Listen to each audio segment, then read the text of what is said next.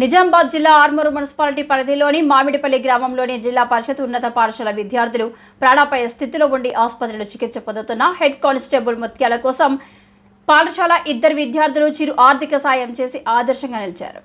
వేర్పు police స్టేషన్లో హోంగార్డ్గా పనిచేస్తున్న ముఖ్య అన్నకు బీపీ పెరిగి మెదడుకు నరాలు అర్ధప్రసాదం కావడంతో నిజామాబాద్ జిల్లా పట్టణ కేంద్రంలోని ప్రైవేట్ ఆసుపత్రిలో పెద్ద మొత్తంలో డబ్బులు అవసరం ఉండటం వల్ల విద్యార్థులు ఎస్ ప్రదీప్, శరణ్య 1000 రూపాయలు ఆర్థిక సాయం అందజేశారు.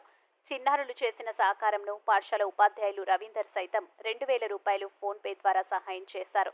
తన ద్వారా చిన్న ఆర్థిక సాయాన్ని అందించామని ప్రధానోపాధ్యాయులు తెలిపారు. ఇట్టి కార్యక్రమంలో ఉపాధ్యాయులు గంగా మోహన్, విఠల్, లింబాద్రి, రేణుక, కావ్య, రాజేశ్వర్ పాల్గొన్నారు.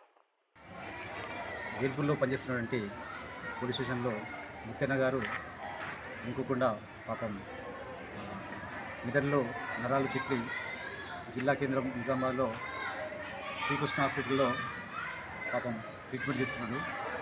మానవతా దృక్పథంతో మాకు సూచన సాయంగా మా విద్యార్థులు శరణ్య, మనదీప్ వాళ్ళు ఒక 1000 రూపాయలు ఇచ్చారు. నేను ఒక 2000 రూపాయలు ఇచ్చాను. అతను త్వరగా కోలుకోవాలని భగవంతుని ప్రార్థిస్తున్నాను.